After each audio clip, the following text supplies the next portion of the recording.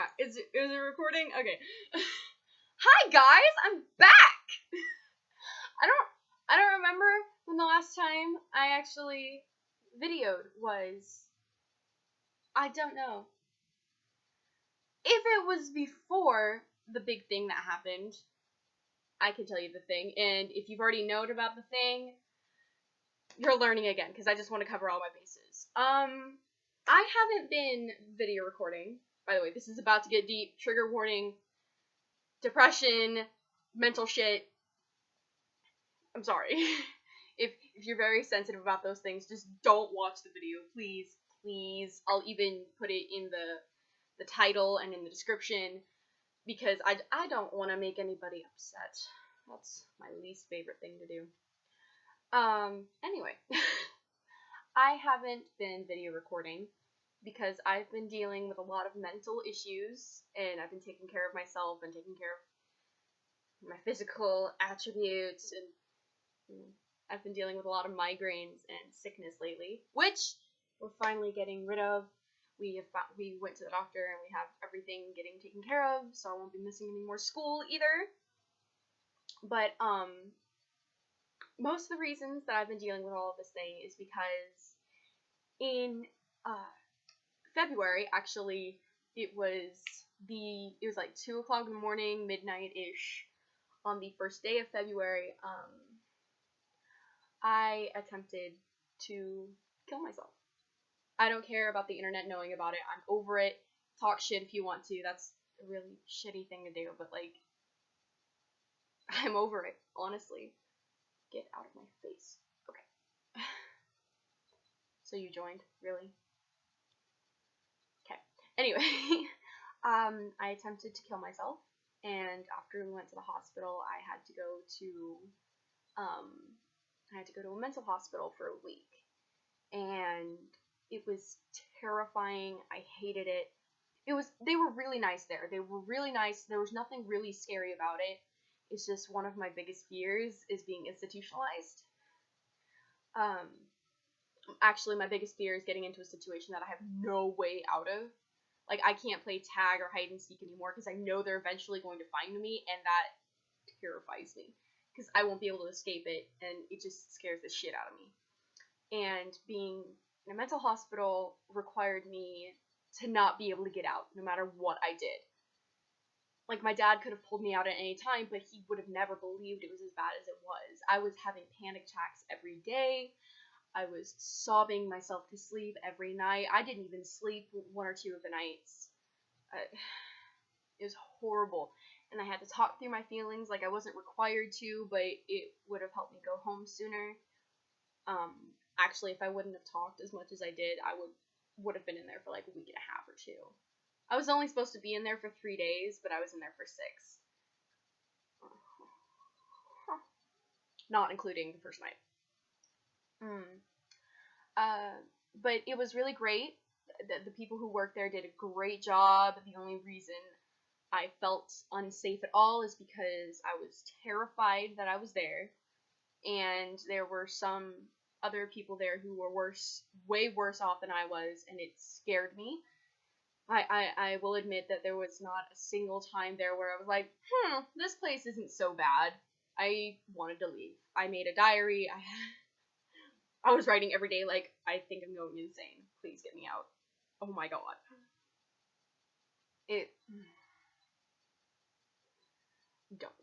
Don't do what I did. 1, because it's just not good for your family.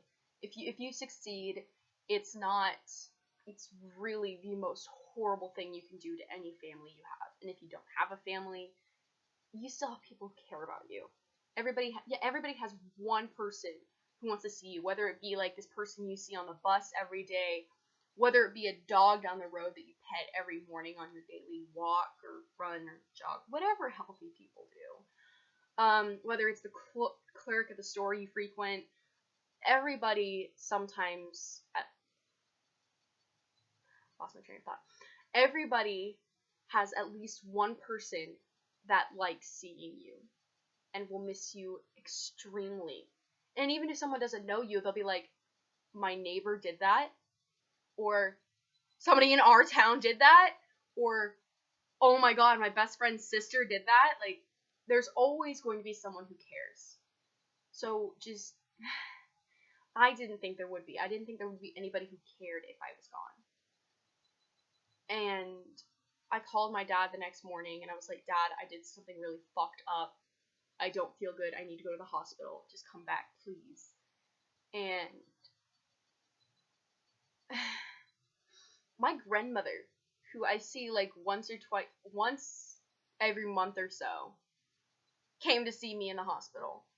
It wasn't my dad's mom, it was my mom's mom.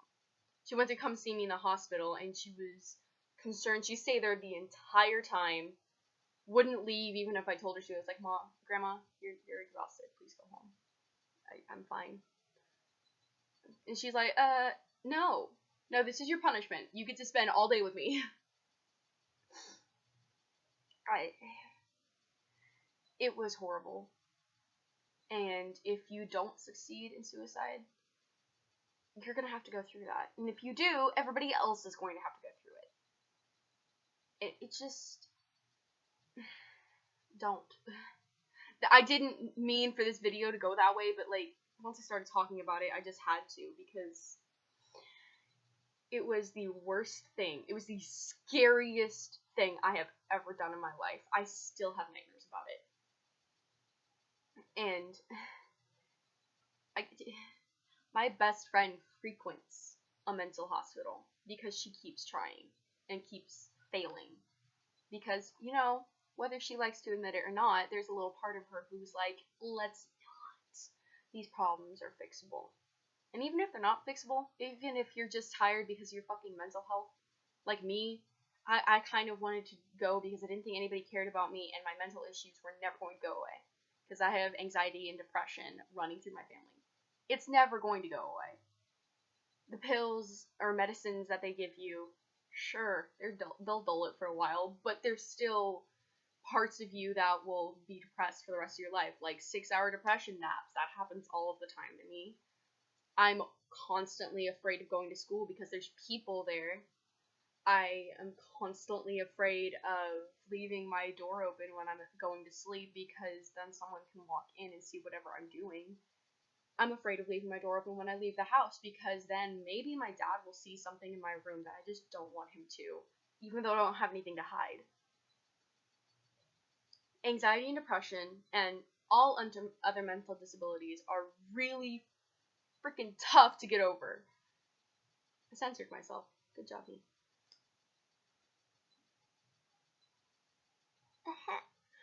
I'm sorry. I have caffeine in my body.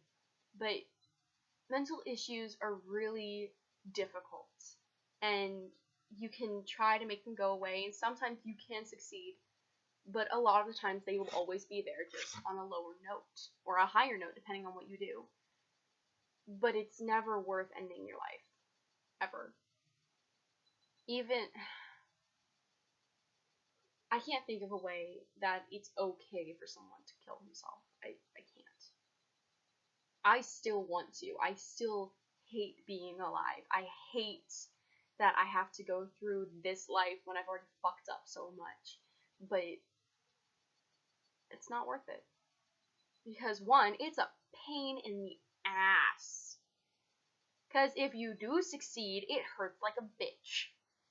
And you're going to be at the very last moment wishing you didn't. And you don't know if there's something better in death. You don't know if you're going to come back as a better person. You don't know if you're going to go to like heaven or whatever you believe in. It could just be blackness. This could be all we have. And ending it over something that you can't control or that you can fix or that won't bother you as much in about 5 years, 2 weeks, a day, 2 weeks, 5 years. Maybe it'll take a decade, but eventually you will get over it. Or it won't hurt you as much. It'll still be there, but it won't hurt you as much.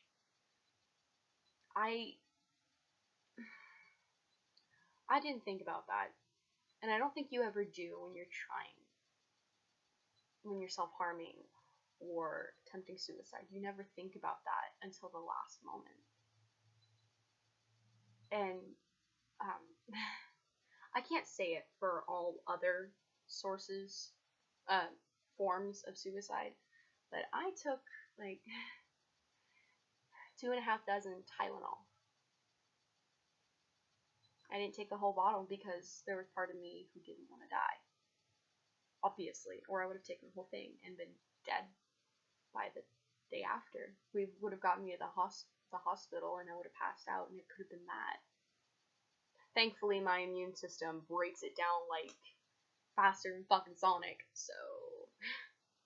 But that, as soon as you take all of those pills, like after 5, your body starts going, please, please no.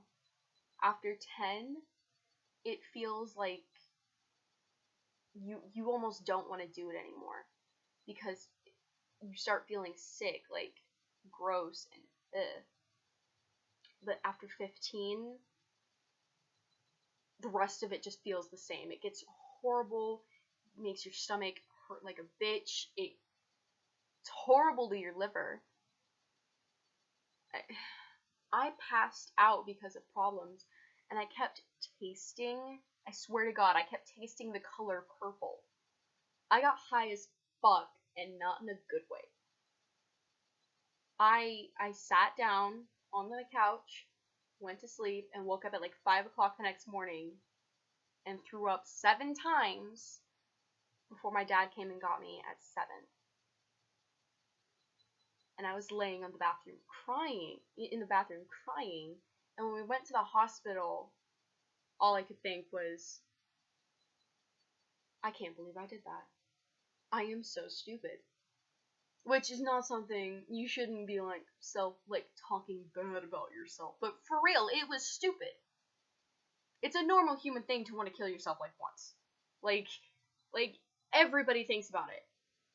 And everybody has wanted to do it. At some point in their life, they'll want to do it. But not everybody gets to try. And not everybody comes back from it. And I can't believe I'm talking to you guys about this. Honestly. This is how much progress I've gotten. Right after it happened, I couldn't even say depression without crying. I couldn't think about it without crying. I would think of how disappointed upset my dad looked when he saw me on the bathroom floor crying with puke on me. Right, look in here. It wasn't everywhere because I'm a clean lady, but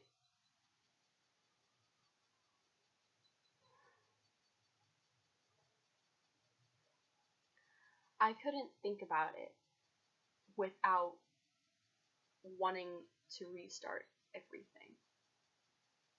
Now I can talk about it almost without crying, like I'm starting to tear up here. But